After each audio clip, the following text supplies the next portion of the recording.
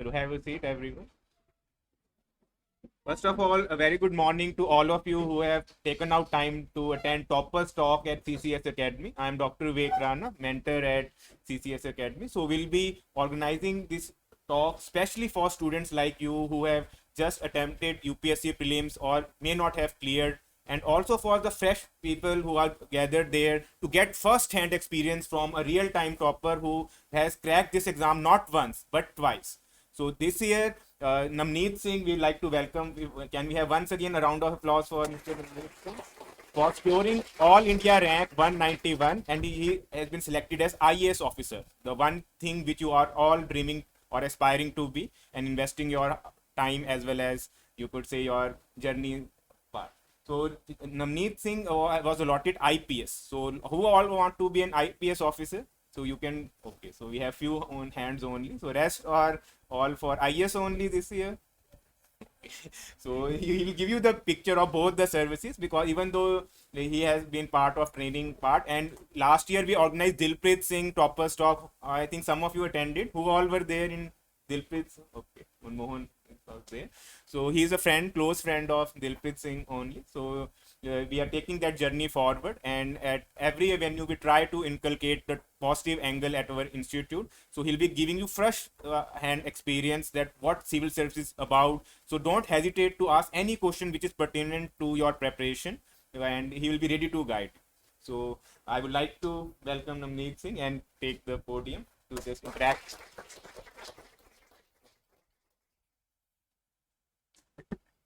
Good morning to everyone. कैसे हो सभी? अच्छे हो? देखो, I want this session to be interactive. जितना ज़्यादा इंटरेक्टिव होगा उतने ज़्यादा मैं डाउट्स क्लियर कर पाऊंगा आप लोगों के, इंस्टेड ऑफ जस्ट स्पीकिंग। मतलब जो भी है, ये सिलेबस है, ये बुक्स है, आई प्रेफर कि जो आप लोगों की क्वेरीज हैं जिस पे आप चाहते हो कि मैं बोलूँ, तो मैं वही चीज़ें बोलने की कोशिश करूँगा ताकि आपके डाउट्स क्लियर हो। So what I will do कि जो जो डाउट्स हैं आप लोगों के, जस्ट थीम्स एक दो, मतलब 4-5 टॉपिक्स जो हैं वो मेरे को बता दो, then I will talk on that. कुछ भी, मतलब किस चीज़ के बारे में आप पूछना चाहते हो, कहाँ पे आपको डाउट्स हैं, what are your queries, anyone?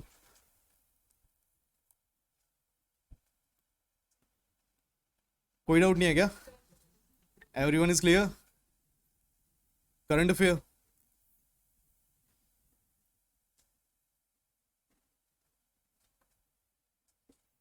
और ओके, मैगजीन इसी में करूँ बताएगा। और sorry, answer writing.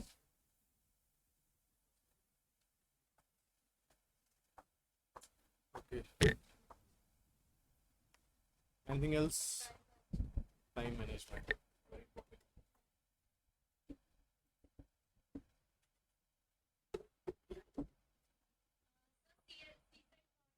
Okay, sandals and to devil. Okay, apart from this, Babad. You have Babad? I'm also from Babad. Optional in general. Okay. Any other doubt? Prelims का, prelim specific कोई query?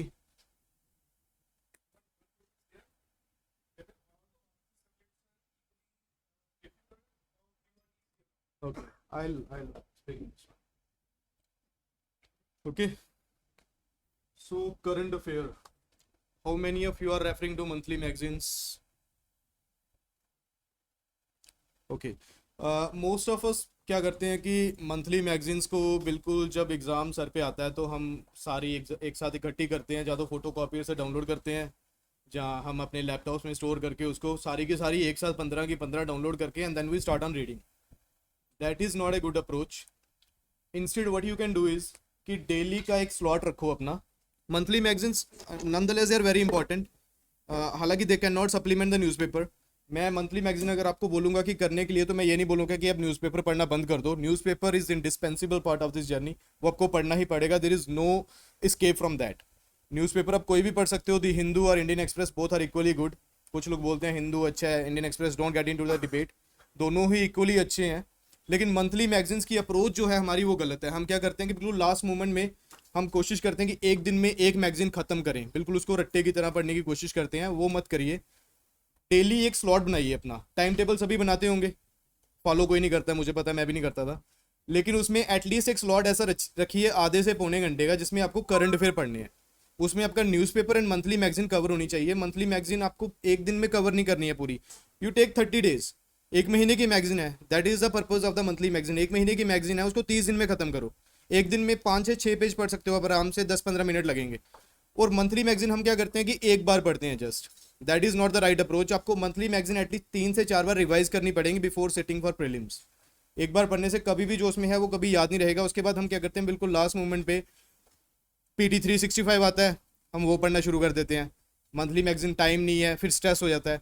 तो इसलिए जैसे जैसे newspaper पढ़ रहे हो, जैसे हिंदू पढ़ा आपने, हिंदू कितना टाइम लगता है यूजुअली हिंदू पढ़ने में, इंडियन एक्सप्रेस पढ़ने में आपको? 1 hour, that is too much of time. 30 minute is good, anywhere between 25-30 to 40 minute is good. उससे ज़्यादा अगर ले रहे हो तो इट मीन्स कि कुछ गलत कर रहे हो, अपनी रीडिंग स्पीड थोड़ी बढ़ाओ, ठीक है? क्योंकि फिर ये चीज़ आपको दिक्कत कहाँ में करेगी, CSAT के कंप्रीहेंशन में। As you have seen it becomes really lengthy. तो उसको अपना टाइमिंग्स को कम करो। और what how you guys decide कि हिंदू में क्या पढ़ना है क्या नहीं पढ़ना है? Do you guys follow any source? There are dedicated websites जो बताती हैं कि what are the important topics to read from Hindu. If you are a fresher you can do that. अभी आप सिलेबस के साथ एक्वेंट नहीं हो पूरी तरह से, if you are a fresher तो यू कैन डू दैट। आप क्या करो, उस वेबसाइट पे जाओ, just search what are the important topics to read from Hindu Express. 3-4 website आपको मिल जाएंगी, वहां पे जाके you can see the topics की क्या पढ़ने हैं।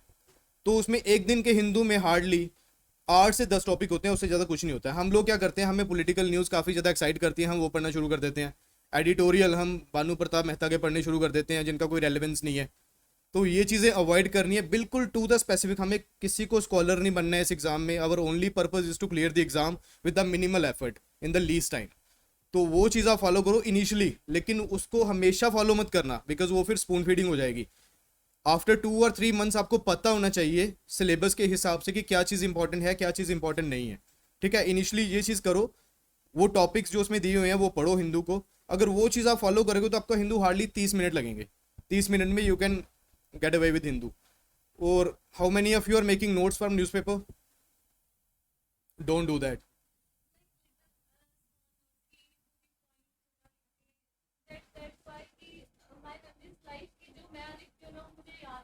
Have you given the prelims this year?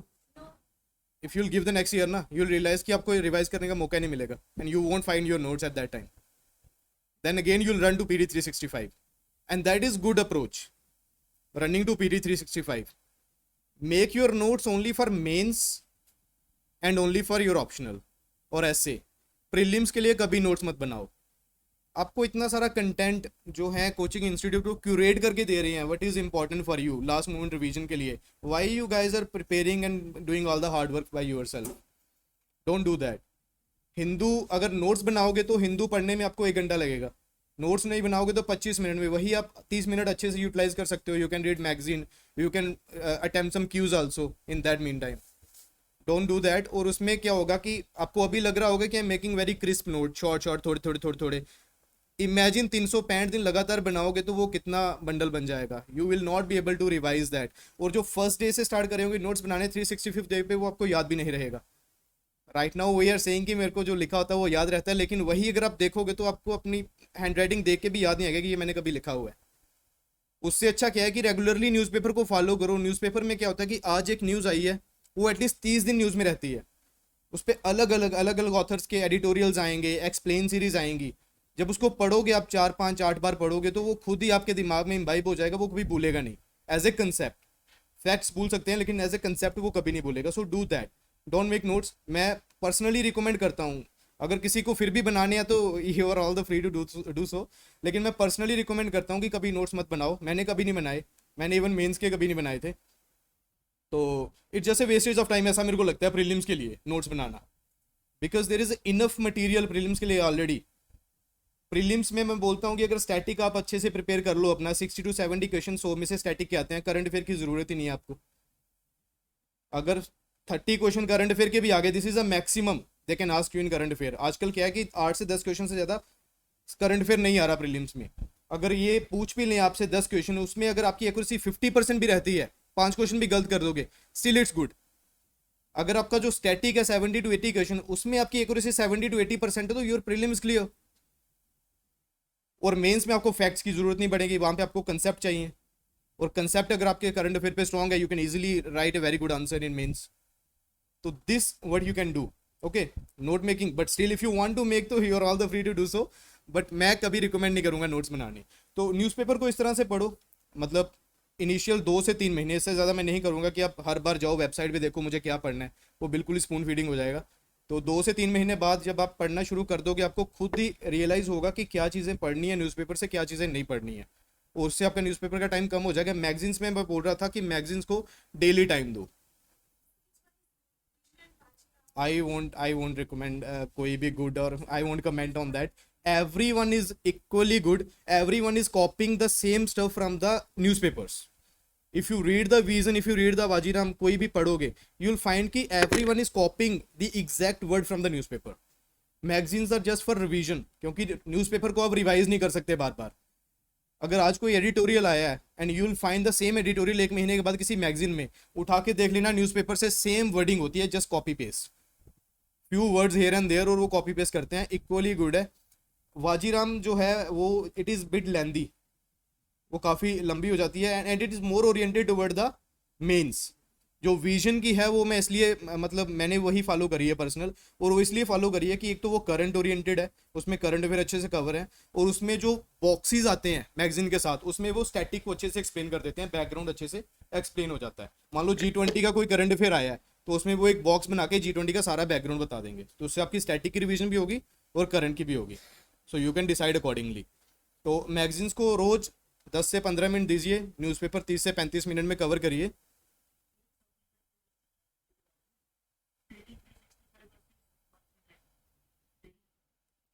Monthly magazine you will have to revise throughout your preparation.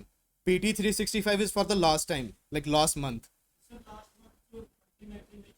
नहीं, लास्ट मंथ आने तक आपकी 2 से 3 रिवीजन मंथली मैगजीन की हो जानी चाहिए, ताकि दोबारा उठाने की जरूरत ना पड़े। PT 365 क्या है, उसमें से मेन पॉइंट उसी मैगजीन्स में उठा के वो देते हैं, they don't prepare it separately.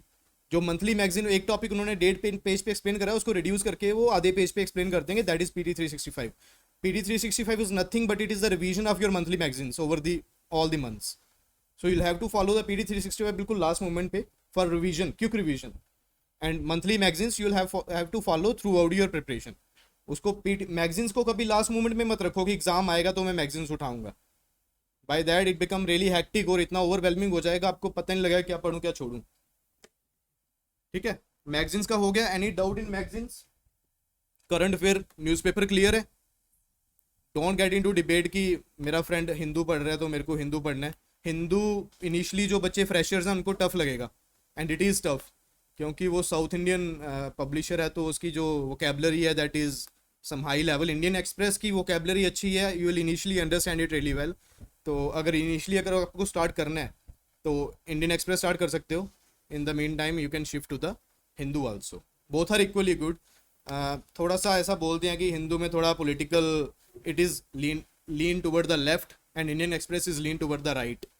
सो वो आपको बैलेंस करना पड़ेगा चीज़ों को, तभी मैं बोलता हूँ कि पॉलिटिकल आर्टिकल ज़्यादा मत पढ़ो, दोनों में ही।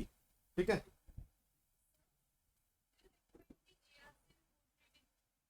Do you have public administration optional? Then don't read. If you can read the summary of the reports, nonetheless it is very old. 2006 में सेकंड ARC आई थी, अभी वो इतनी ओल्ड हो चुकी है रिकमेंडेशन, और वही घिसी पिटी रिकमेंडेशन है। वो उसके बाद 4 कमीशन और आके देके गए हैं, उसके बाद पुंछी कमीशन आया था, उसकी रिकमेंडेशन पढ़ लो, दैट इज सेम। लेकिन अगर पबैड ऑप्शनल है then you will have to follow that religiously, अगर नहीं है तो डोंट वरी अबाउट दैट। उसमें एक रिपोर्ट अच्छे से पढ़ लो, ethics in governance, that is 4th report. Report number 4 ethics in governance, and report number 6 वो सिटीजन सेंट्रिक एडमिनिस्ट्रेशन की। वो दो रिपोर्ट्स की रिकमेंडेशंस पढ़ लो, वो भी कभी उसको डिटेल में मत पढ़ना, that is a story line. उसकी रिकमेंडेशन पढ़ लो, वो एथिक्स में बड़ा काम आएंगी और GS2 में बड़ा काम आएंगी दोनों रिकमेंडेशन। बट नॉनदलेस जब पढ़ोगे आप वो एथिक्स इन गवर्नेंस की रिपोर्ट, तो आपको पता लगेगा कि वो चीज़ें ऑलरेडी GS2 में आपने कवर कर ली हुई हैं, nothing new in that. Okay, So now we'll come to the answer writing. अभी all of you are freshers. इस बार prelims किस किसने दिया है? How many of you are expecting to write the mains? Okay, तो आपकी आंसर राइटिंग स्टार्ट हो चुकी है? अभी प्रीलिम्स के बाद स्टार्ट करी है कि पहले से करी हुई है? बाद में करिए ना, that's a mistake everyone do. मैंने भी यही करी थी अपने पहले 2 अटेम्प्ट्स में. Answer writing once you complete the one complete reading of your syllabus na, not even one, when you are done with the 60 to 70% of your syllabus, start answer writing. 60 to 70% as in की ये नहीं कि मतलब 6 subject हैं तो मतलब 5 कर लिए, एक बिल्कुल ही छोड़ दिया. मतलब हर एक सब्जेक्ट का 60 to 70% जब कंप्लीट हो चुका है, start answer writing. You will find कि first answer you will write ना, it will be the most difficult answer. It will the most difficult answer, it will the worst answer that you will write. But उसके बाद से whenever you start writing continuously you will improve. एक hesitancy रहेगी मन में हमेशा कि मैं आंसर लिखूं, किसी को दिखाऊं, बेइज्जती होगी, क्या गंदा सा लिखा हुआ है. Don't hesitate, okay, in that. ये मिस्टेक हम करते हैं. 60 to 70% जैसे ही सिलेबस खत्म होता है, आंसर राइटिंग स्टार्ट करो. There are number of platforms online available. कहीं पे जाओ, वो क्या करते हैं प्लेटफॉर्म वाले, वहाँ पे डेली 5 से 6 क्वेश्चन आते हैं. ठीक है, 5 क्वेश्चन मत लिखो, it will take lot of your time. शुरू में आपको टाइम भी ज़्यादा लगेगा. 10 मार्कर के क्वेश्चन को आपको 15 मिनट लगेंगे, जिसको आपको मेंस रियल एग्जाम में 7 मिनट 6.5 मिनट में कंप्लीट करना है. शुरू में आपको टाइम लगेगा. टाइम लीजिए, अपना अच्छे से आंसर लिखिए, जितना अच्छा लिख सकते हो with the limited knowledge that you have, और उसको वहाँ पे पोस्ट कीजिए. वहाँ पे क्या होता है कि पीयर रिव्यू होता है. हमारे जैसे ही बच्चे हैं, वो एक दूसरे का रिव्यू करके इवेल्युएट कर रहे हैं. आप दूसरों के आंसर देखिए, दूसरे आपका देखेंगे, आप उनका देखिए वो कैसे कर रहे हैं. अगर वो आप पे कुछ कमेंट कर रहे हैं, आपका रिव्यू कर रहे हैं, तो आपको रियलाइज होगा कि मेरी क्या मिस्टेक्स हैं. You can improve upon that. ये चीज़ें मैं ये नहीं बोलूँगा कि डेली करो, बड़ा हेक्टिक हो जाएगा. Keep Saturday Sunday for this. Saturday Sunday को बना लो कि मेरे को एटलीस्ट 3 से 4 आंसर सैटरडे को, 3 से 4 आंसर मेरे को संडे को लिखने हैं. तो आपके हफ्ते के 7-8 आंसर हो गए. That is enough. Okay, that is enough before writing the actual main test series वगैरह. मेन टेस्ट सीरीज ज्वाइन मत करना कभी पहले, बिकॉज वो अगर जब तक 70 to 80% कंप्लीट हो जाता है, उसके बाद ही यू शुड ज्वाइन. अगर उससे पहले कर दोगे तो शेड्यूल इतना हेक्टिक हो जाएगा. आपका करंट अफेयर पड़े हुए हैं, आपका स्टैटिक रिवाइज नहीं हो रहा है, इतने में मेंस की वो डेट आ गई है एग्जाम की, ये सब. तो स्टार्ट दिस. 2-2, 3-3 आंसर जो हैं वो डेली के लिखने, ये स्टार्ट करो. This is much more effective. और इससे आप क्या है कि एक मॉडल आंसर की तरह you will try to write the model answer. जो एक क्वेश्चन को लेके लिखोगे, you will try to write a model answer. उससे क्या होगा कि एक अप्रोच बनेगी कि how to write the answers. When you are done with the how, कि how to write the answer, उसके बाद वो क्या है, you have to repeat it for 20 times in the. एक आंसर लिख दिया, उसको 20 टाइम रिपीट करना है. ठीक है, there is nothing much into that. उसके बाद जो आंसर राइटिंग का मेन कंसेप्ट है, that is IBC, intro, body, conclusion. How to divide your mains answer. It depends upon the 10 marker and the 15 marker, but the approach is basically same.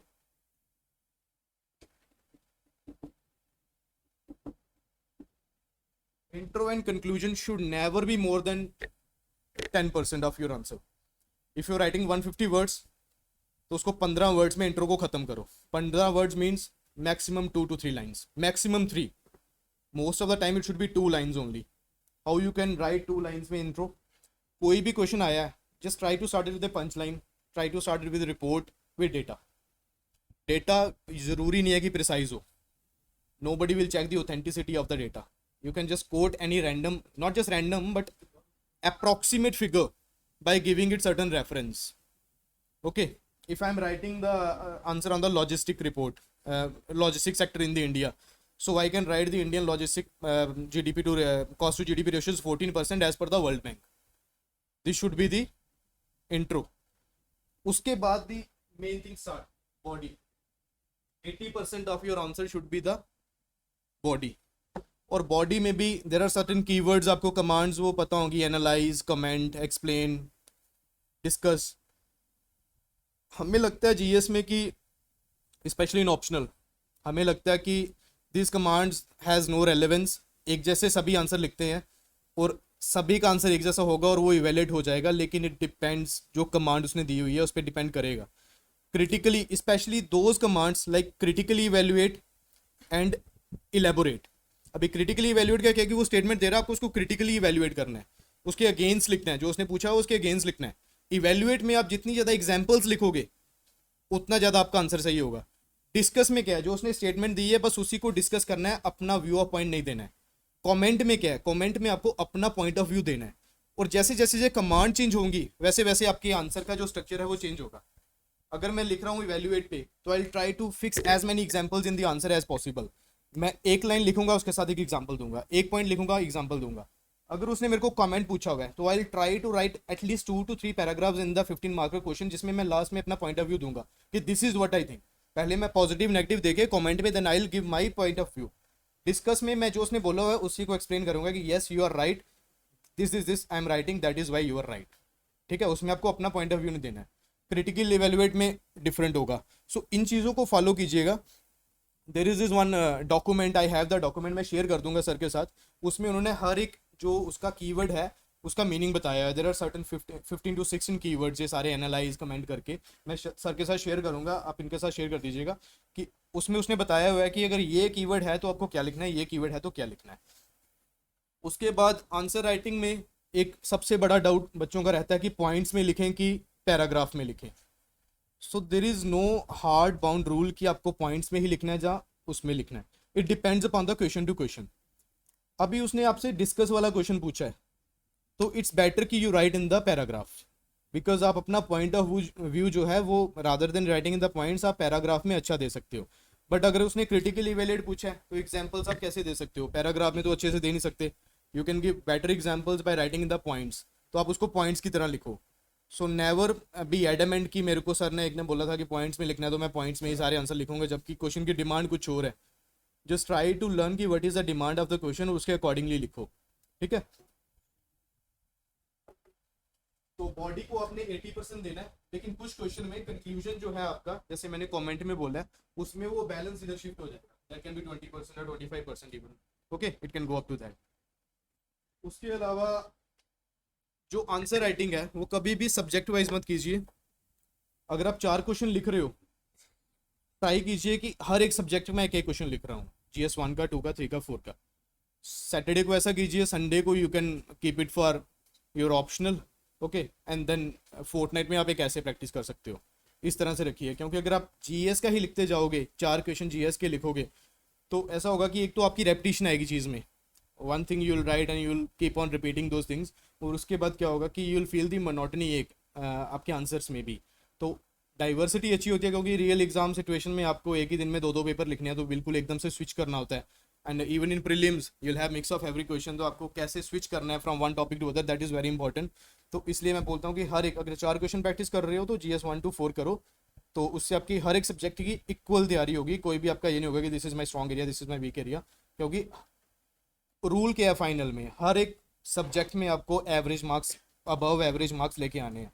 अगर मैं 2 subject में अच्छा perform कर देता हूँ, माई score 100+, एक में मेरे 70 आ गए, तो मैं वहीं का वहीं हूँ, कहीं नहीं जा रहा। तो इसलिए हर एक का इक्वली प्रैक्टिस कीजिए। काफ़ी लोगों को GS 3 काफ़ी डिफिकल्ट लगता होगा, कहीं को GS 4 डिफिकल्ट लगता होगा, उसके लिए कुछ एक्स्ट्रा टाइम आप दे सकते हो, लेकिन मोर और लेस आपको बराबर तैयारी सभी की करनी है। ठीक है, उसके बाद जब आंसर लिख दोगे तो ये प्लेटफॉर्म्स वाले क्या करते हैं, दूसरे दिन they provide the model answers also. Do refer those model answer always.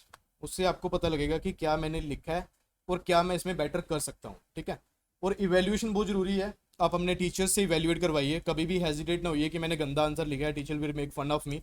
ये हमारे दिमाग में रहता है, I will never show my answers to anybody, क्योंकि मैंने अच्छा नहीं लिखा, फन बनेगा मेरा ये वो। लेकिन टीचर से इवेल्युएट करवाइए, जब तक इवेल्युएट नहीं होगा आप अपने मन में लिख के बैठे होंगे कि मैंने बहुत अच्छा आंसर लिखा है, मेरे को 6 मिल जाएंगे 10 में से ईजिली, बट हो सकता है वो बहुत खराब आंसर हो, और हो सकता है आप सोच रहे हो कि बहुत गंदा लिखा है लेकिन वो बहुत अच्छा आंसर हो। जब तक कोई इसको इवेल्युएट नहीं करेगा आपको पता नहीं लगेगा।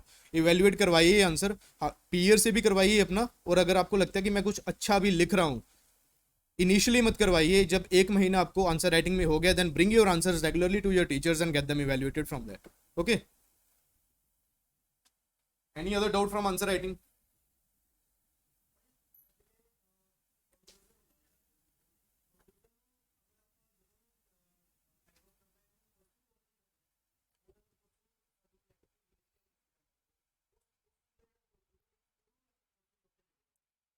In conclusion, you need to highlight the negative, but at the same time provide the answer also. Your conclusion can be negative, okay, this is the problem, this is why this problem has been there. But in the one line or two, just provide the answer, because as an administrator they are expecting the answers from you. Even if they are asking the critically, still they are expecting the answers from you ki what are your point of view, how you can address that problem. Conclusion you can add negatively, no doubt, no problem in that, but provide, at least provide one or two line ki this is how I like question on panchayati raj institutions. ठीक है, I can write the conclusion ki PRIs have not been able to perform to their potential since last 20 years. But I cannot end the answer there. I need to provide them ki what need to be done. Just in one or two line. Don't stretch your conclusion too much. Just in one or two line, you can simply write the 3 F's: funds, function, functionaries. These can be provided. Okay. Or matlab the grassroots development, strengthening bottoms up approach. These kind of things you can write in the conclusion just in a crisp one or two lines. So that will be very effective. Because agar bilkul negatively you will drop your answer there, so it will give a wrong message. He knows the problem but he is not providing the answer. So yes, negatively, but give some positive, give some alternative. Focus on the demand. Critically evaluate question, maybe you'll need to provide the solution. Critically evaluate question, may you'll critically evaluate कि पंचायती राज institution have not performed well. ठीक है, they have not performed. This is why they have not performed well. But what can you do to make them effective? That's where your conclusion should end. Okay. Any other doubt? Answer writing. Clear? Time management. How many hours are you giving right now for studies? 6, 8, 10? कोई time table बनाया किसी ने? Anybody has prepared any timetable? How many hours? 7 to 8. ठीक है. Effectively is the keyword. One can study for 14 hours also, but how effectively you are utilizing those 14 hours, what is the outcome? That is much more important. A human mind cannot study for more than 8 hours effectively. It's not possible. Continuously for 2 to 3 hours and cumulatively 7 to 8 hours, you cannot study more than that until unless you are superhuman or have some superpowers, so which most of us don't have.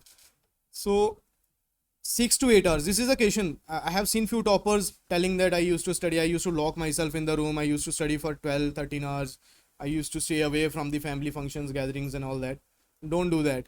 This is just an exam. Don't give everything for it. 6 to 8 hours effectively. Divide those time in the 3 slots.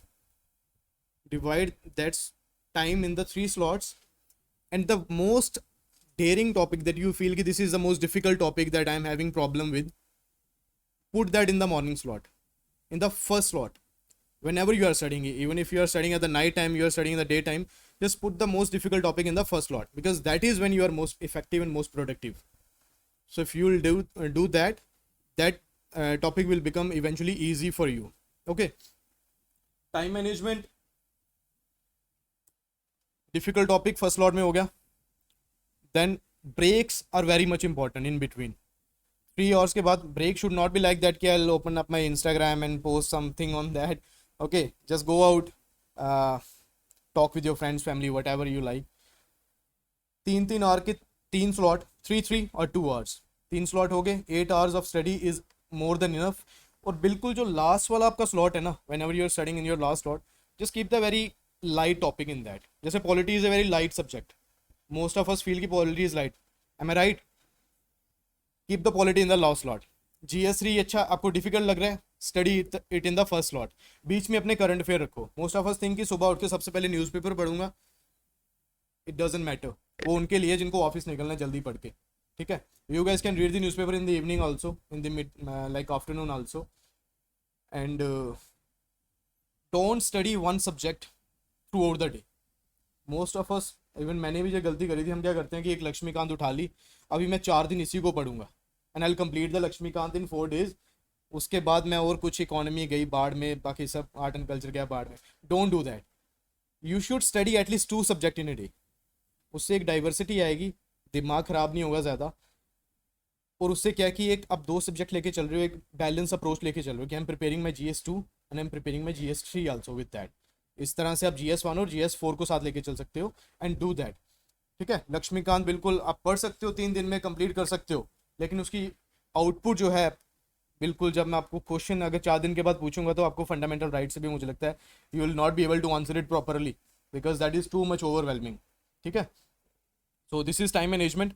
अपना slotting का रखिए और diversity subjects में रखिए, और intertwined कीजिए उसको बीच में करंट अफेयर्स के साथ। करंट अफेयर्स आपको डेली पढ़ने हैं, नो मैटर आप बोलो टाइम मैनेजमेंट आज मेरा 6 घंटे पढ़ाई होगी या मेरे पास टाइम नहीं है करंट अफेयर पढ़ने का, उसमें बैकलॉग नहीं आना चाहिए। हम कुछ लोग क्या करते हैं कि न्यूज़पेपर 5 दिन का एक साथ लास्ट में देख लेंगे वीकेंड पे। Don't do that, that is a very wrong approach. उससे आपका पूरा टाइम मैनेजमेंट जो है उसका मतलब कबाड़ा हो जाएगा। And most of you time table prepare करते हो ना, time table prepare, don't be very rigid in that.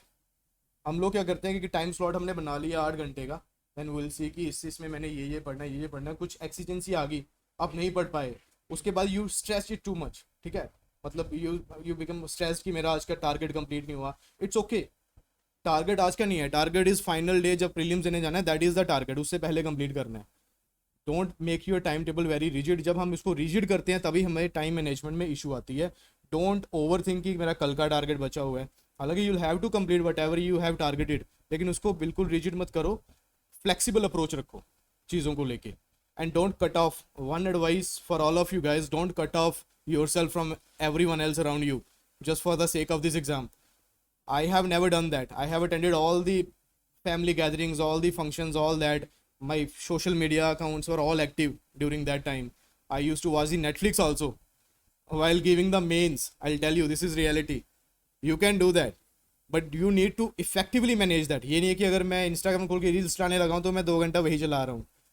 ठीक है, there are certain मतलब ways to stop that. You can use social media. Put a reminder there, 10-minute reminder. The notification will automatically pop up कि its time is over, go back to studies. Okay, it will automatically shut down. So these kind of things, when you are studying, keep your mobile phones on the silent mode or turn off the notifications, because effectively, जैसा कि बोला कि effectively अगर 3 घंटे पढ़ रहे हो, break आपको ऑलरेडी मिला हुआ है, 3 घंटे पढ़ रहे हो, उसमें you need no distraction at all. अगर 3 घंटे में आपने 4, 10, 15, 20 पेज पढ़े हैं तो उसका जो आउटकम है वो आना चाहिए। You should be able to understand each and every bit of that. Okay, अभी आपके लिए टाइम मैनेजमेंट मुश्किल हो रहा होगा because you guys are attending the coaching also, self study का टाइम नहीं मिल पा रहा होगा। उसमें आप क्या कर सकते हो कि जो 8 घंटे हैं, 8 घंटे का इफेक्टिवली उसको 6 घंटे करो, लेकिन उस इफेक्टिवली में से कोचिंग का टाइम निकाल दो। कोचिंग के अलावा आपको 6 घंटे इफेक्टिवली पढ़ना है। Coaching is your routine, this is not your self study. जब तक सेल्फ स्टडी नहीं करोगे, coaching will not spoon feed you, coaching बिल्कुल alone will not gonna help you until and unless you do the self study at home. 6 घंटे self study even after the coaching is necessary at this stage. Okay, any other doubt in that time management? Okay, C SAT इस बार का prelims किस किसने देखा है? देखा तो होगा सबने। कैसा लगा प्रीलिम्स? सी सेट मुश्किल लगा? How many of you are from non medical background? Non medical वालों को भी डिफिकल्ट लग रहा है, तो आई वंडर कि जो आर्ट्स वाले हैं उनके लिए क्या हुआ होगा। It was difficult, it was really difficult. Even I know few people जिनका ऑलरेडी सिलेक्शन हुआ है, उन्होंने दिया था और they are also in doubt किसी सेट होगा कि नहीं होगा, डिस्पाइट ऑफ द फैक्ट कि दे आर इंजीनियर्स। उनकी रीजनिंग सब अच्छी है। सी सेट के लिए कोई बुक नहीं है, कोई गाइड नहीं है। The only reliable source for preparing for CSAT is 2014 से लेके 22 तक के previous year questions. In CSAT there are themes. वो कभी भी रैंडम चीज़ों पे आपसे टॉपिक में किसी टॉपिक पे क्वेश्चन नहीं पूछेगा। देयर आर सर्टन थीम्स, वो उसके सिलेबस में भी ऑलरेडी दे रखा है। अगर आप 2014 के पेपर और 14 से लेके 22 तक के पेपर उठाओगे, उन्हें देखोगे, you will shortlist the themes. Arithmetic पे कुछ पूछ रहा है, असर्शन रीजनिंग के क्वेश्चन पूछ रहा है, ठीक है, मेंसुरेशन पे क्वेश्चन आ रहे हैं, ऐसे उन चीज़ों को शॉर्टलिस्ट कीजिए और अपने वीक एरियाज और स्ट्रॉन्ग एरियाज को पहचानिए। अभी मेरे को रीजनिंग अच्छी लगती है अगर, तो आई विल ट्राई की रीजनिंग के अगर 15 क्वेश्चन आ रहे हैं तो 15 के 15 मेरे ठीक होने चाहिए। अगर किसी की कॉम्प्रीहेंशन अच्छी है तो उसमें मेरी एक्यूरेसी आई मेक श्योर कि that is above 70%, then only you will be able to qualify. और सीसेट में मैं हमेशा बोलता हूँ कि attempt at least 50 question. Attempt at least 50 questions. हम लोग क्या करते हैं कि वी मेक दिस गैस की अच्छा 2.66 क्वेश्चन हो गया, इतना तो इतने करूंगा तो इतने आ जाएंगे। You are never sure. Even आपके जो टॉप नॉच कोचिंग इंस्टीट्यूशंस हैं उनकी भी जब आंसर की देखोगे तो उन्होंने भी कई क्वेश्चंस में आइदर बी और सी करके आंसर दिया होता है। Even they are not sure. Okay, until unless जब यूपीएससी की फाइनल की जाती है तभी सबको पता लगता है what is the answer, specially in the comprehension. Never rely totally on the comprehension. Never rely totally on the arts, this reasoning and math. इस बार क्या हुआ कि रीजनिंग के क्वेश्चन कम हो गए। बच्चे करके गए थे कि रीजनिंग और मैथ से will be able to qualify, 40 question आएंगे, 40 के 40 सही हो जाएंगे मैथ और रीजनिंग के, और उसके क्वेश्चन ही कम आए। अब 30 क्वेश्चन आए, 30 में से अगर 4 गलत हो गए तो पीछे आपका कट ऑफ क्लियर नहीं हो रहा है। So never rely on the one thing. ऐसा होता है कि मतलब यूजली क्या होता है कि जो बच्चे आर्ट्स से होते हैं, अच्छे कॉलेजेस से पढ़े होते हैं, उनको लगता है कि हमारा कंप्रीहेंशन काफ़ी सही है, हमारी एक्यूरेसी अच्छी है, will attempt the comprehension only. और जो इंजीनियर्स है वो सोचते हैं कि मैथ और रीजनिंग तो हम कर ही लेंगे, not big of A deal. और उसमें क्या होता है कि मैथ का इतना लेंदी क्वेश्चन आ जाता है कि उसी को एक क्वेश्चन को आपको 15 मिनट लग रहे हैं। So why to waste 50 minutes in that question, अगर आपको पता है कि it is that lengthy just for 2 minutes. उससे अच्छा कि आप बाकी क्वेश्चन अटैम्प्ट करो, कंप्रीहेंशन के अटैम्प्ट करो। उसी में अगर 4 करते हो उसमें से 2 सही हो गए तो effectively your output is more than attempting the math question. Reasoning के क्वेश्चन अटैम्प्ट करने चाहिए बिकॉज रीजनिंग में यू कैन क्रॉस वेरीफाई कि आपका आंसर सही है कि नहीं। ब्लड रिलेशंस पे क्वेश्चन आते हैं, उन चीज़ों को you can cross verify. Math के क्वेश्चन को यू कैन क्रॉस वेरीफाई। लेकिन there are certain tricks and tips that I keep on repeating कि उन थीम्स को पहचानिए। I have seen the people, वो क्या करते हैं कि जैसे एक मल्टीप्लिकेशन का क्वेश्चन आ गया कि 3 into power 1, 3 into power 2 up to the 3 into power 99. I have seen some people, they started doing the calculation कि अगर मैं कैलकुलेट करूंगा तो फाइनल कहाँ आंसर पे लास्ट डिजिट क्या आएगा। They started doing that thing. और सोचो वो इतनी कैलकुलेशन कर पाएगा क्या। So there are tricks in these questions, you need to find the answer to those tricks. There are certain YouTube videos CSET specific. I'll share the playlist. There is a playlist, I followed that. They have specifically done this. They have taken up the paper last 5-6 साल के, उसमें से themes को निकाल के और उन्हीं को पढ़ा के मतलब how to solve these kind of questions. और ये क्वेश्चन हर साल आपको रिपीटेड मिलेंगे। कभी 3 to the raised to power 1 आएगा, कभी 5 to raised to power 1 आएगा। और आंसर क्या पूछा होता है कि what will be the last digit after the multiplication, what will be the second last digit after multiplication. So there are tricks to that questions. You cannot solve those questions. You need to apply the tricks, use the tricks and then get to the answer. और वो these are the low hanging fruits in CSAT. उसको आप नहीं छोड़ सकते। Either you are from arts background or reasoning or math background, जो भी है वो क्वेश्चन आपको करने पड़ेंगे because that are sure short questions. Comprehension में you are always in a doubt, उन चीज़ों में आपको यू आर श्योर शॉर्ट, वो आपको करने पड़ेंगे। इस तरह से थीम्स को इवेल्यूएट करिए। कभी भी किसी बुक को रेफर मत कीजिए। सीसेट की काफ़ी बुक आ रही है मार्केट में, जैसे जैसे डिफिकल्ट हो रहा है। टेस्ट सीरीज भी आ रही है। टेस्ट सीरीज अगर आपको लगानी भी है तो 2-3 लगा लो, लेकिन टेस्ट सीरीज से ज़्यादा इंपॉर्टेंट है प्रीवियस ईयर क्वेश्चन। 14 से लेकर 22 तक लगाओगे, 8 साल के क्वेश्चन हैं। 8 into 80 640 क्वेश्चन हैं। 640 में at least you will find 10 themes, तो एक एक थीम के आपके पास 64 क्वेश्चन हैं। एक थीम पे अगर 64 क्वेश्चन आप कर रहे हो तो आपको वो क्वेश्चन किसी भी एग्जाम में गलत हो ही नहीं सकता because you have solved it 64 times. Okay, so do this thing, mark out the themes. Hardly जैसे जैसे सिलेबस सीसेट का आपने देखा हुआ, जैसे जैसे वो टॉपिक्स है ना वैसी वैसी थीम्स हैं। मतलब अगर अरिथमेटिक्स से 4 क्वेश्चन आ रहे हैं तो वो 4 क्वेश्चन आएंगे, हर साल आएंगे सेम थीम पे, just few things here and there. So this is the right approach to do this CSAT. Always attempt at least 50 questions. I have always advised, even in prelims GS1 also or GS2 also, your attempt should be on the higher level. Because whenever you are going to give the prelims ना, जिन्होंने दिया हुआ है prelims उनको पता है hardly 20 से 25 question. Even इस बार तो उतने भी नहीं थे जिनको आपको श्योर था कि ये क्वेश्चन मेरे को पता है, ये आंसर है। अपार्ट फ्रॉम दैट आपको गैस वर्क करना ही पड़ेगा, और जितना ज़्यादा गैस वर्क होगा एक्यूरेसी आपकी अच्छी होगी if you have prepared the previous year questions. This is for CSET and I'll repeat the same for the GS1 also.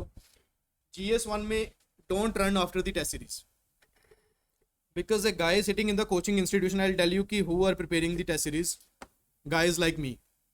When I failed in the prelims, when I failed in the mains, in my first 2 attempts, mains and then prelims, I was working with the coaching institute. I won't name it. I was working with them and I was framing the question for prelims. The guy who have failed in the prelims, that guy is himself making the question for the prelims test series. They used to pay us per question and we used to frame the question and then they curate the whole questions and make the full length test series.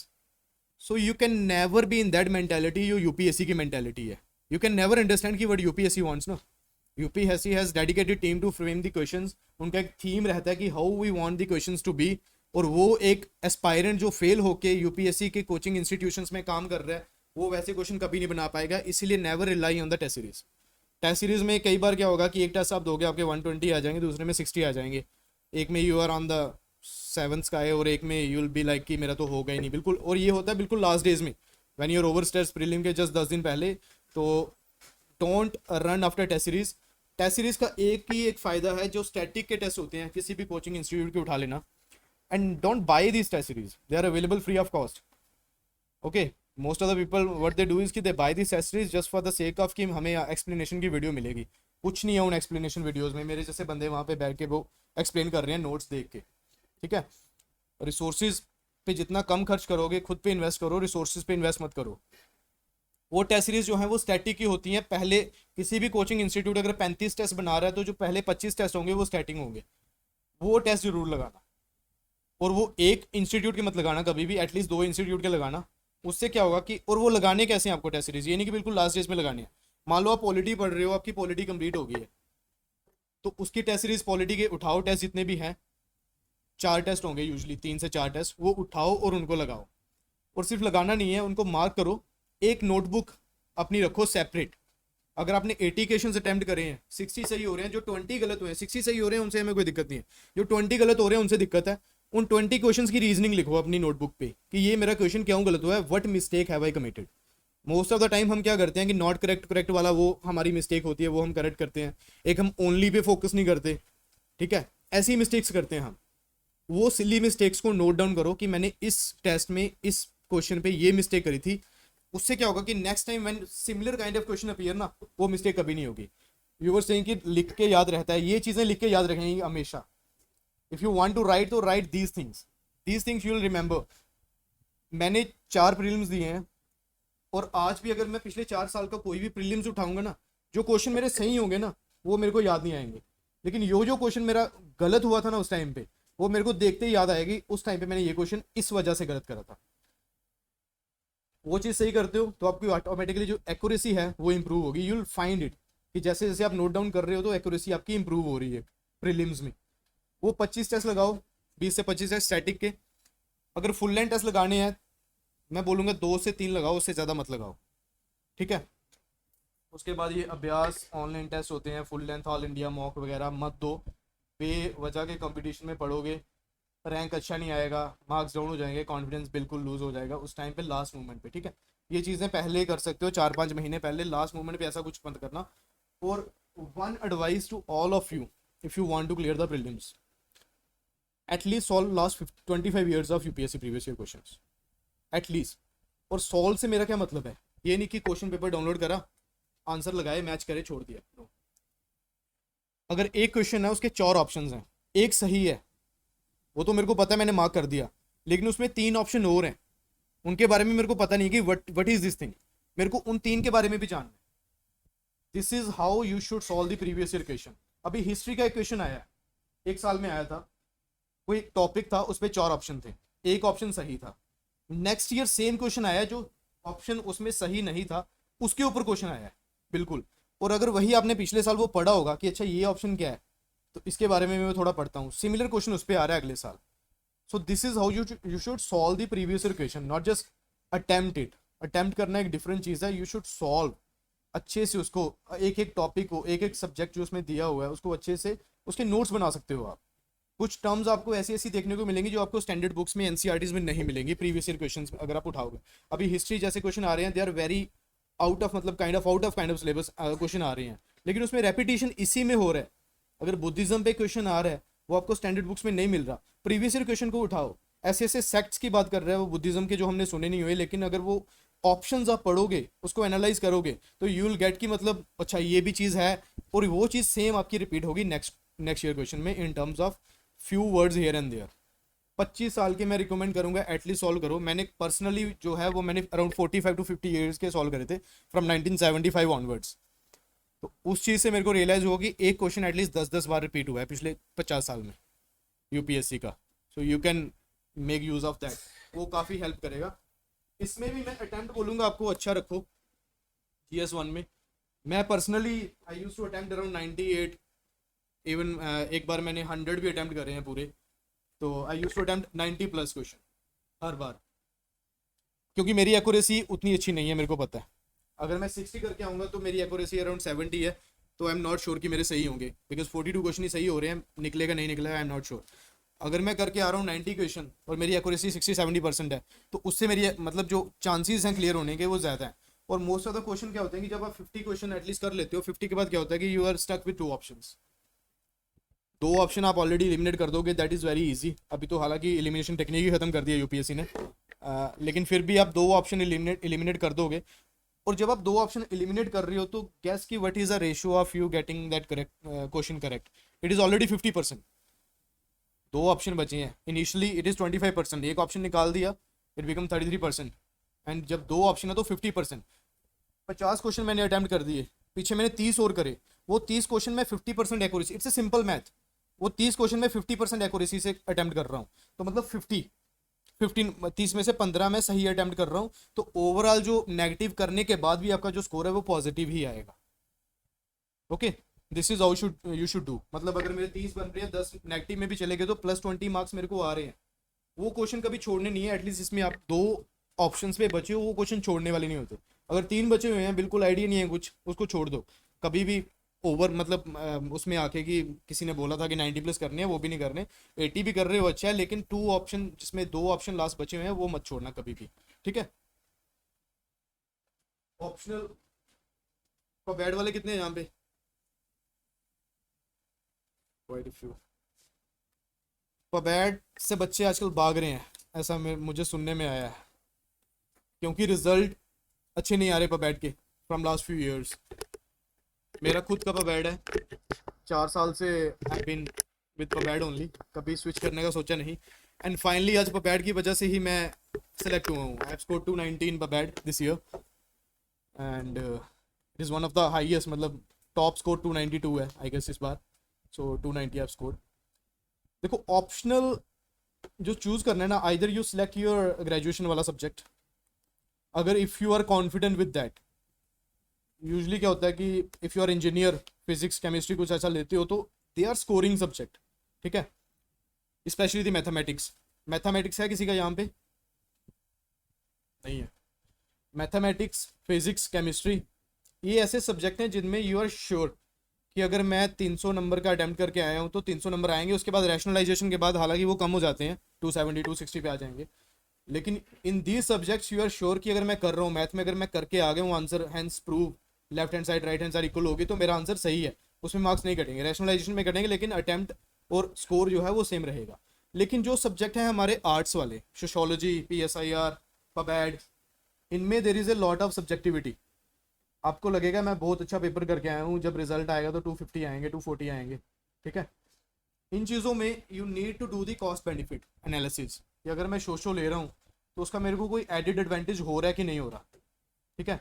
अभी कुछ बच्चे ले लेंगे philosophy, anyone from philosophy है? नहीं है, चलो बोल सकते हैं फिर।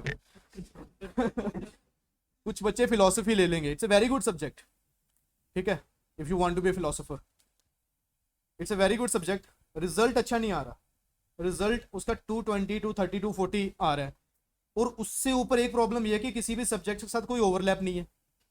ज़्यादा से ज़्यादा GS1 में एक आधा थिंकर कोड करके यू कैन डू दैट। उसी पे कुछ बच्चे PSIR ले रहे हैं, उसका रिजल्ट भी अच्छा आ रहा है, उसके बाद उसका GS2 के साथ भी ओवरलैप है, आपको इंटरव्यू में भी हेल्प कर रहा है। सो ये चीज़ें यू नीड टू वे, कि मतलब मेरे को ऑप्शनल सिर्फ ऑप्शनल के लिए प्रिपेयर नहीं करना है, because you don't want to be a scholar. अभी मैं कॉमर्स एंड अकाउंटेंसी लेके या मैं मैथमेटिक्स लेके, it is gonna be no use for me even when I go to the field. Interview और मेंस में तो छोड़ो। और उसके लिए आपको क्या करना पड़ेगा, अगर मैथमेटिक्स सब्जेक्ट आप ले रहे हो तो एटलीस्ट 3 महीने डेडिकेटेडली सिर्फ और सिर्फ ऑप्शनल के लिए, और उसके बाद जब आपका प्रीलिम्स के बाद प्रीलिम्स का रिजल्ट आएगा, मेन से पहले फिर से 25 से 30 दिन टोटली आपको ऑप्शनल को देने पड़ेंगे। लेकिन on the other hand I have optional like PubAd, I have PSIR, I have socio, जिनका इतना ज़्यादा ओवरलैप है। अगर आपका सोशो अच्छा है, पबैड अच्छा है, पबैड की एक एडवांटेज क्या है कि पबैड का पूरे के पूरे GS1 से लेके 4 तक और ऐसे में और इंटरव्यू में टोटल ओवरलैप है। अगर मेरा पबैड अच्छा है I can write very well answer in GS2, GS4. I can write very well answer in essay, and I can give very well answers in interview also. दूसरा, अगर आप इंजीनियरिंग से कोई आर्ट्स का सब्जेक्ट ले रहे हो, इंटरव्यू में वो आपसे पूछेंगे कि why you choose this optional instead of your engineering subject. तो पबैड का there is a readymade answer कि no other optional can be better suited to this journey of being an IAS or IPS than the PABAD, because it is about the core, it is about the functions that you're going to perform in the field. So no other subject can do the justice to this service. So this is one thing. ऊपर से overlap का मैं इसलिए बोल रहा हूँ क्योंकि जब भी आप मेंस और प्रीलिम्स का जो टाइम है दैट इज़ वेरी शॉर्ट, उसमें हार्डली 50 दिन आपके पास, उसमें अगर आप 20 दिन आप अपने ऑप्शनल को दे रहे हो तो जीएस के लिए आपके पास टाइम नहीं बच रहा है. ओवरलैप बहुत ज़्यादा ज़रूरी है. लेकिन पबैड का एक डिसएडवांटेज जो सबसे मेन है वो ये है कि उसमें स्कोरिंग अच्छी नहीं आ रही. स्कोरिंग उसमें अच्छी नहीं आ रही. फ्रॉम 2018 जो हाईएस्ट स्कोर भी जा रहे थे, इस बार तो चलो 290s आए हैं, उससे पहले हाईएस्ट स्कोर भी जो थे वो दैट वाज अराउंड 270, और वहीं पे एंथ्रोपोलॉजी में बच्चे 330 340 ले रहे हैं, तो that is a big disadvantage. But मैं क्या बोलता हूँ कि जीएस आपका ये जो पूरा मेंस की प्रिपरेशन है ना, it is divided into 3 parts. एक आपका ऐसे है, उसके बाद आपका जीएस 1 to 4 है, और आपका optional. You need to target, इसमें से यू नीड टू टारगेट कि मेरे को कहाँ पे विच इज़ माई स्ट्रेंथ. अगर मैं ऐसे और ऑप्शनल अच्छा कर रहा हूँ, जीएस में एवरेज भी लेके जाऊंगा तो मेरे सिलेक्शन हो जाएगा. अगर मैं जीएस पे फोकस कर रहा हूँ, देयर आर 3 डिफरेंट जीएस 1 2 3 सभी बच्चे सिमिलर मार्क्स लेके आएंगे. Few here and there similar marks लेके आएंगे बच्चे, अराउंड 100 टचिंग मार्क्स सभी लेके आएंगे. लेकिन जो जीएस 4 है आपका ऐसे है और ऑप्शनल है, these are the deciding factors. और यहीं पे आपका पबैड जैसे ऑप्शनल, आपके पीएसआईआर जैसे ऑप्शनल आपकी मदद करेंगे. इफ यू हैव पीएसआईआर, कोई पीएसआईआर पे ऐसे आ गया इंटरनेशनल रिलेशंस पे, you can write it really well. अगर पबैड में हूँ, गवर्नेंस पे कोई आंसर आ गया है ऐसे essay, you can write it really well. You can quote an number of thinkers in your essay. वही if you are a mathematics student, आप ऐसे में क्या लिखोगे? You don't have authors, because every optional subject you will be having lot of authors. वो authors आपको quote करने पड़ेंगे एसेज में. अगर मैथमेटिक्स है, you can not quote Ramanuj in that. Okay, intro दे सकते हो रामानुज के, उसके बाद वो there is no relevance of Ramanuj in the international relations. लेकिन वही अगर मेरे पास पबैड है, I can quote Kautilya very well in that. Okay, so these are the things that you need to consider before selecting your optional. It's a very important decision. एक बार अपने optional अगर सिलेक्ट कर लिया है, you can not switch your optional without skipping your attempt, because this circle is so that कि result से आने से पहले you will have to fill the form for the prelims. उसमें you need to indicate your optional. और जब तक आपको पता नहीं है कि इस बार मेरा ऑप्शनल कैसा परफॉर्म करा है, तो आप एक इन्फॉर्म डिसीजन नहीं ले सकते. तो ऑप्शनल स्विच करने के लिए you need to skip the attempt. So make this decision very wisely. अभी इतनी जल्दी हड़बड़ाहट में मत लीजिएगा. पहले जो भी ऑप्शनल आप चूज कर रहे हो कि मैं ये ऑप्शनल लूँगा, उसके एटलीस्ट 3-4 साल के प्रीवियस ईयर पेपर देखो, थोड़ी उसकी बुक्स वगैरह 1-2 पढ़ो. इंटरेस्ट बहुत ज़रूरी है ऑप्शनल में. हो सकता है आपको 2-3 साल लगे. आई विश कि पहले साल में आपका सभी का क्लियर हो जाए. लेकिन इस यूपीएससी एग्जाम का जो सक्सेस रेट है that is maximum in second and third attempt. तो एक चीज़ को आपको वो लगातार 2-3, ये मान के चलो कि 2-3 साल आपको वो पढ़नी है. वो चीज़ बार बार सेम चीज़ पढ़नी पड़ेगी. You will feel depressed, you will feel कि मैं क्या कर रहा हूँ, बार बार सेम चीज़ सेम ऑप्शनल में पढ़ रहा हूँ. हर साल, पिछली बार भी यही पढ़ा था, नंबर नहीं आए थे, इस बार भी वही पढ़ रहा हूँ. ठीक है, so be mentally prepared for that. और ऑप्शनल सेलेक्ट अकॉर्डिंगली उसी से करिएगा. हड़बड़ाहट में मत करिएगा. Give it a time, at least 1 महीना एक्सप्लोर योर ऑप्शनल अच्छे से. अगर टेक्निकल सब्जेक्ट के साथ जाना है वो भी अच्छा है, आर्ट्स वाले के साथ जाना है वो भी अच्छा है. लेकिन डू कंसीडर दिस फैक्टर कि मेरा ओवरलैप अगर मेरे को मिल रहा है ऑप्शनल में, so that is very good thing. That gonna help you a lot in your mains and even your interview. Okay, so any other doubt about economic as an optional? I have few friends who have cleared with economics as optional, but their marks are not really up to the mark. There is guy, he was my batchmate only, he scored 268 in economics, but the thing is ki it has overlap only in GS3, and economics as the optional is very technical. You cannot write that in exactly in the GS3. GS3 is more of a general nature. Economics is very technical. Still, the same argument कि you'll have to dedicate separate time for that, and in that time you cannot prepare anything else apart from economics. But if you have interest in that, if you have any background, economic background, then it's gonna surely help you in your interview. Because the same friend in interview, most of the question from economics, and he scored 208 in interview. So you need to do the calculations. Sorry. Law is a good subject. It is performing good also.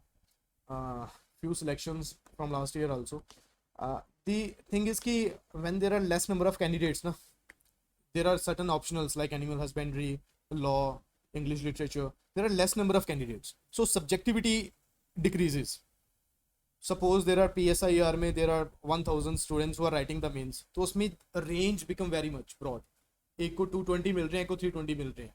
That much of subjectivity. But if there is a law में 10 बच्चे हैं, एक ही slot में एक ही जगह पे paper check होने जा रहे हैं. PSIR के पेपर अगर 1000 बच्चा लिख रहा है तो एक ही जो ग्रुप है वो चेक नहीं कर रहा वो पेपर, वो अलग अलग जगह पे जा रहे हैं. सबका अलग अलग माइंडसेट है, अलग अलग पैटर्न है मार्किंग का, उसके बाद उनको रैशनलाइजेशन कर रहे हैं. लेकिन अगर 10 बच्चे हैं लॉ में तो एक ही जगह पे चेक होंगे, रैशनलाइजेशन को कोई सीन ही नहीं आएगा, तो उसमें मार्क्स इस तरीके से अच्छे आते हैं. बट अगेन उसमें लॉ में paper 1 is good, but sorry उसमें कुछ चीज़ें आपको इंटरनेशनल रिलेशंस वगैरह पे, इंटरनेशनल आर्बिट्रेशन, वो इंटरनेशनल लॉ उसमें पढ़नी पड़ेंगी. That is I think little difficult to मतलब grasp at first, but if you have that background तो it will be easy for you. But you cannot use those things in GS2 again. That's it. PSI, Constitution you can use, but Constitution nonetheless you will be studying for GS2 also. Yeah, it will help you in that.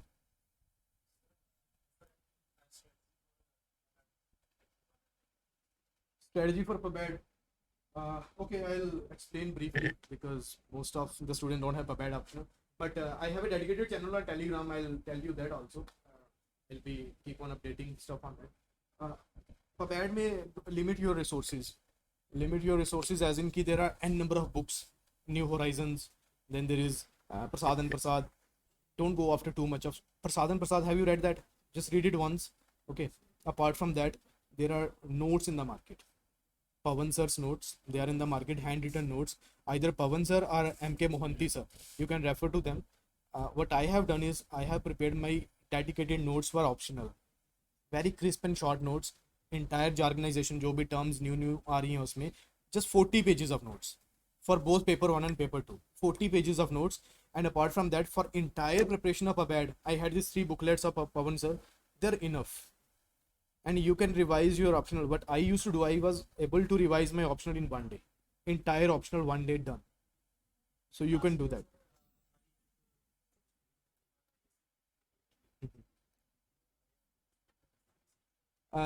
Those notes are very lengthy. The problem with those notes is sir do not Ansari sir don't write them. He just speak, and from voice to text they just record that, and voice to text they make the notes. So whatever he speaks, no, everything gets get recorded, and those notes are very bulky. One test series model answers, it will be of 80 pages. 10 tests, 800 pages, you cannot revise them all. So what I have done is I have made crisp and short notes out of those 800 pages. I have reduced those 800 pages into 40 pages. I have those notes with me. I'll share with you. I'll share with the sir. He'll provide you very crisp and short notes. And for revising revision, I'll prefer refer to the Pawan sir notes. Very neat and clean handwriting, short, crispy, 3 booklets. Once or twice you'll go through na, you'll be able to remember key on what page what is written. It is such a lucid, written in such a lucid manner. Baki, don't run after the books. There is one book called Aribam. Have you read that? Don't refer to the book 2 for paper 2. It is outdated. But for paper 1, you can refer to that. Just for administrative thought and thinkers and comparative public administration. These 3 chapters. And public policy, if possible. Nothing more than that. New Horizons by Mohit Bhattacharya. It's a good book, good read. But 1 or 2 read at max. You cannot revise all those books during the exam. So I used to revise from my notes only. I have dedicated channel on Telegram. I'll share with the sir. I have updated all the notes, all the things there, and I'll keep on updating. I'll give the notes to sir also.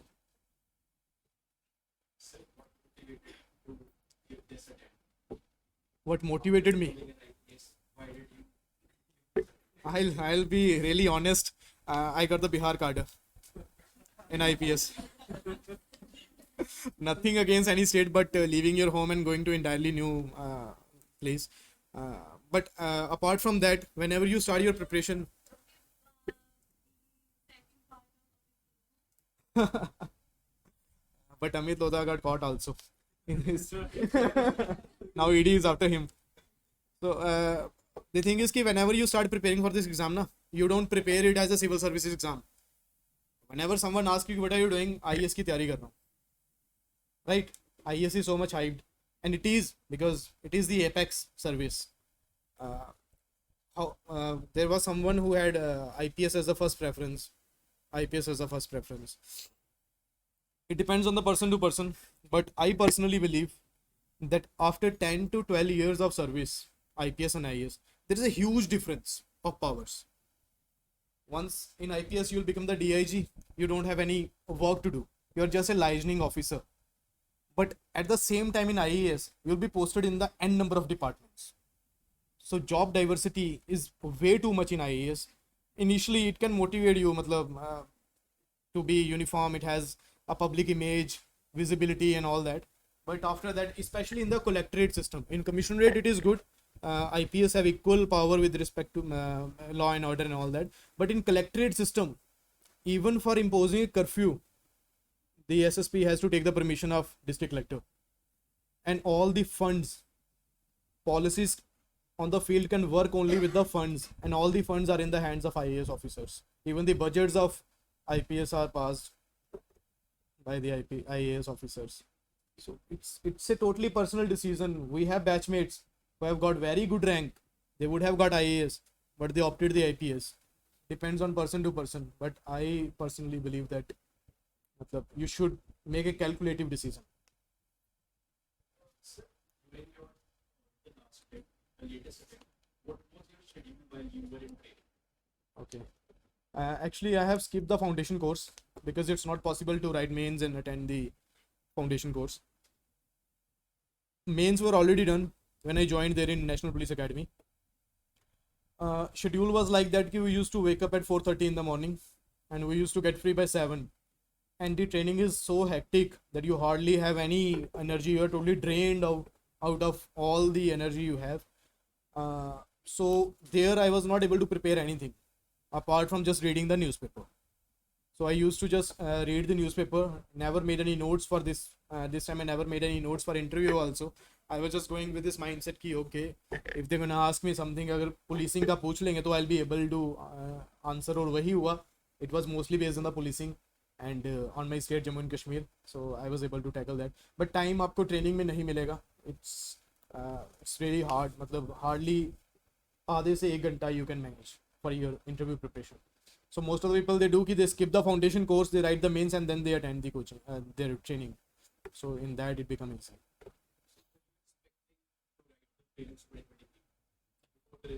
You are not allowed to. Once you join the service, they'll make you sign this bond. For next 2 years, till I am in the probation period, I will not write any central services exam. So there is a condition. You cannot write even if you want to. There are a number of my friends, almost 80 to 90 IPS officer who gave the interview to get the IAS, and only 10 or 11 able to make it. So they are not allowed to. You can write after going to the district. After your probation period is over, you can take the EOL, or you can get some silent posting and you can prepare. But it's really difficult. Once you are into the service, it's almost next to impossible to. So that's why most of the people took the EOL also. They don't join actually. So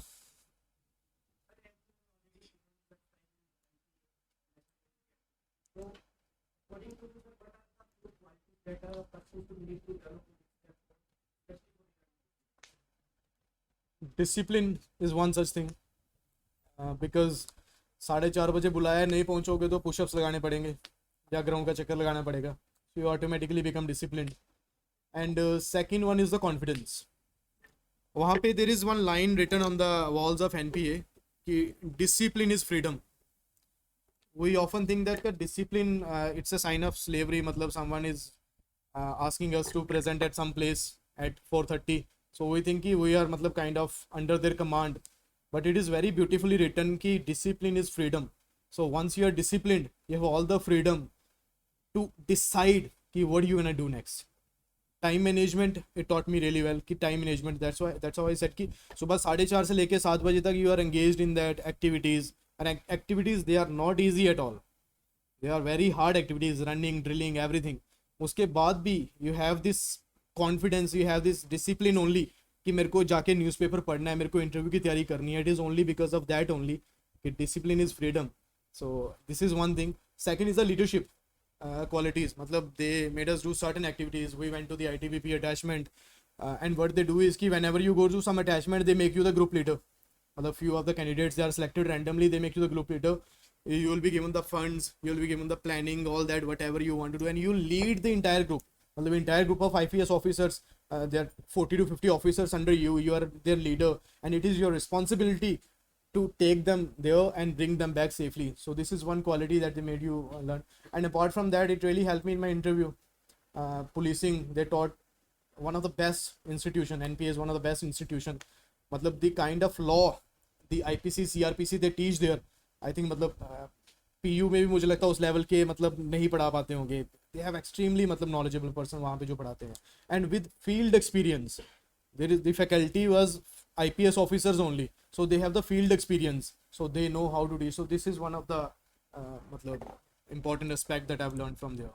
And apart from that, you'll develop a very good camaraderie there. Your friends, you'll make friends for life. So matlab, I remember when I came on EOL, few of my friends were totally emotional, matlab, almost had tears in their eyes. You are going, we'll miss you. So this kind of things, they'll stay forever with you. Even if I'll go to Labasana, Mussoorie, I'll always remember those days being at NPA.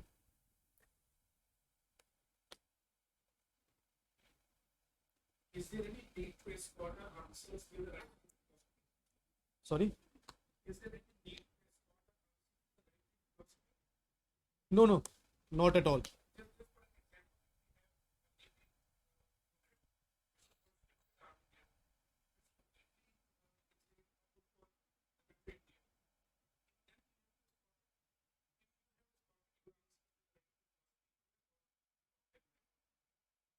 I don't think so. I personally don't think so, because whenever we talk about this Agniveer policy, instead of seeing it as a right wing or left wing, we need to see it through a lens of rationalist approach. Our Indian army, it is one of the matlab 80 to 90% of defense budget is going towards the salaries and pensions, and we are lacking the modernization. It is a truth. We are lacking the modernization of army. Most of the funds are going toward that. So, and one more thing, in army, India is the only country where people are going into army for the employment, not as a voluntary service. India is the only one country. Okay. In other countries, people are not going to the army voluntary. They are made to do as a part of national service scheme. So people are considering the army as a service, as a employment, not as a service. So this thing is very important. And nonetheless, even the countries like China, they have reduced their army to 6 and 7 lakhs. But still, India has an army of 12 to 13 lakhs, which is posing a huge burden on the exchequer. So these sort of things are needed to be implemented in order to channelize our funds in a better way. And the one more outcome of this is that the other two armed forces, apart from army, the navy and the outforce, they are not given their due. Outforce last squadron was updated almost 30 years ago. We are still carrying the MiG 2000. So those things we needed to understand. We are losing soldiers out of it. MiG 2000, they are crashing in the air and all that. We need to channelize our funds into that sector also. So army rationalization is very much important. So there is no right wing or left wing in that. I would say that there need to be a rationalist approach. But indeed, it should be gradual. You can nonetheless end your answer like this. Indeed, it should be gradual, not all of a sudden. So that's what they have done. They have said that 25% will be inducted permanently into the army. So there will be kind of competitiveness also. So it's a balanced kind of thing. You can write that.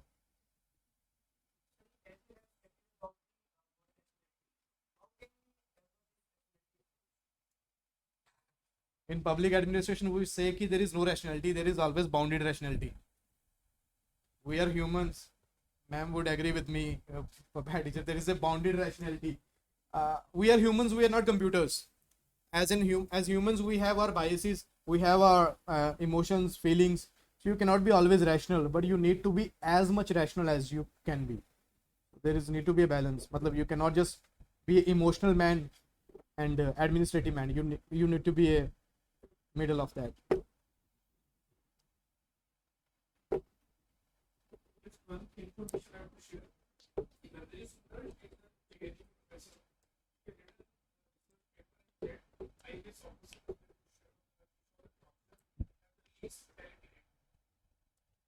Least fatality ratio. Matlab, as in, you're talking about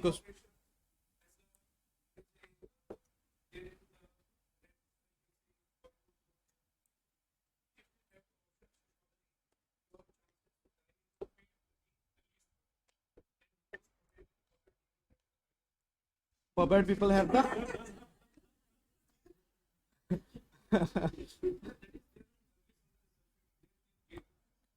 okay, it might be I need to go through the research paper and check the authenticity of the data also. But yeah, I think matlab optional does mold your thinking for sure, because you study it to the core. If you are a philosophy optional, you will become too much idealist when you'll go to the field. If you are PABAD optional, you'll become pragmatic in the field. It is only due to the PABAD optional that I become pragmatic whenever we talk about something. So we try to find out the solution, a pragmatic solution, instead of getting adamant and stucking to one point. So yes, your optional does play your role in your character building in that way. And sociology optional, maybe they are socially more connect with the Naxals in the Red Corridor area. They're able to connect, they're able to implement the certain initiatives there. So maybe that's why. Any other doubt? So we can end it here.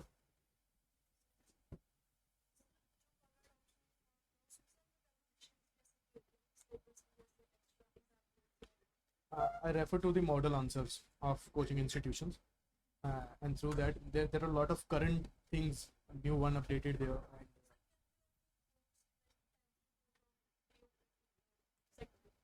Second years, I've talked already. You have a bad optional, then you should read each and every report. You have to.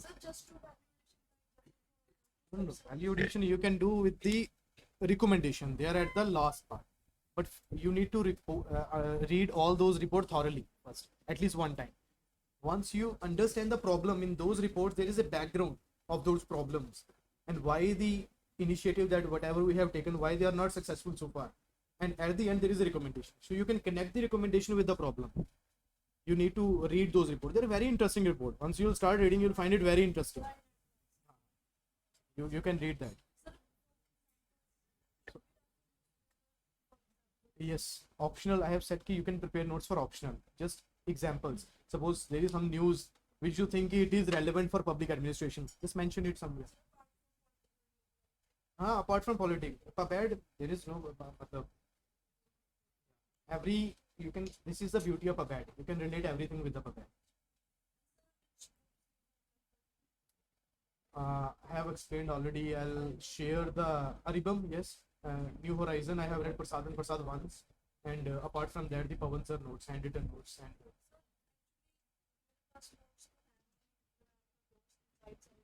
Okay.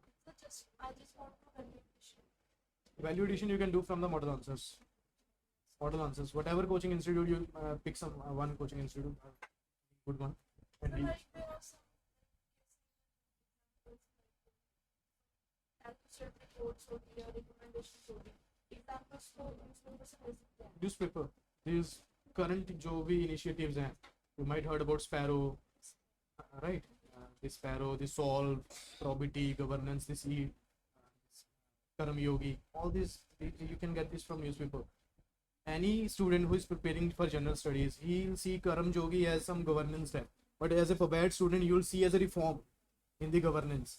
So you'll mention, even you'll get the dedicated questions in mains PABAD.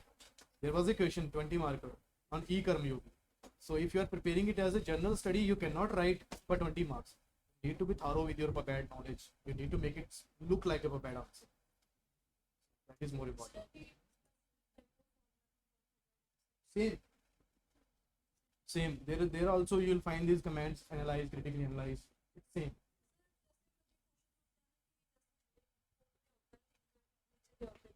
जैसे एक pattern हो गया Right. Rapid replace Right. तो उसको कैसे tackle करना है क्योंकि वो 99 problem तो provide 99% of the time you wouldn't have heard about the code. Wouldn't have read about the code anywhere. ऐसा होगा कि कभी पढ़ा नहीं होगा वो code. You'll write a very general answer, but you should know the wrapper. You should know his philosophy, his theory. Yes, you can write. You can relate somehow. Somehow you can relate. Like there was a question in PubAd ki this development administration and administrative development it has a chicken and egg kind of relation. We don't know what is chicken and egg. We need not explain that code at all. But we know what Fred had talked about development administration and why administrative development is important for development administration. So in that way you can frame your answer. For example, there was a question in the GS2. Indian Constitution is unitary in spirit and federal in form.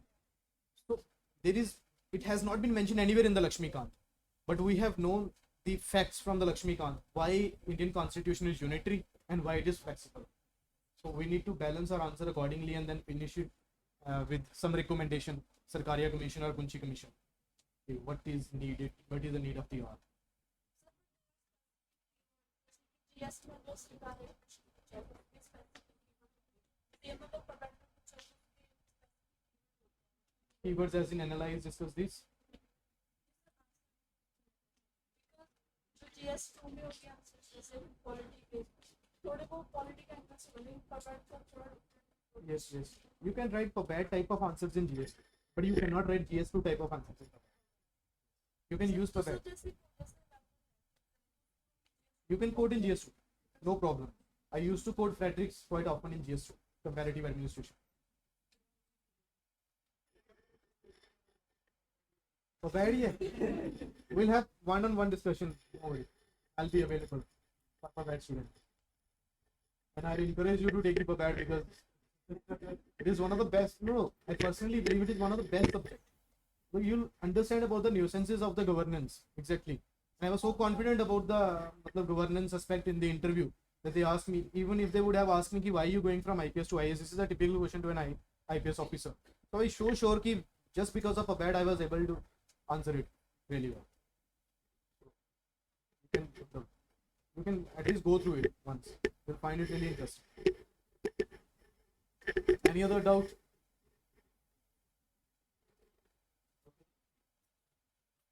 Thank you, Namneet, for having a hosted interactive talk with students of CCS.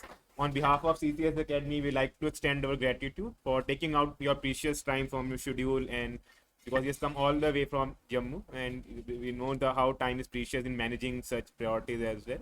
So I hope you take something positive out of this session, and he has talked on 5 diverse themes, and there are a lot of things which can be changed in your preparation. Listening to his honest, you could say, the talk which he has just given. So he will be available on our Telegram, and he has just mentioned about the channel. So feel free to connect. I think he's active on Instagram and social media as well, so you can connect with him, and you can follow his journey, because that will also inspire you at times when we look at how they are taking up the courses as well. So final round of applause for Namneet Singh. So this is it from CCS Academy. We are closing the session.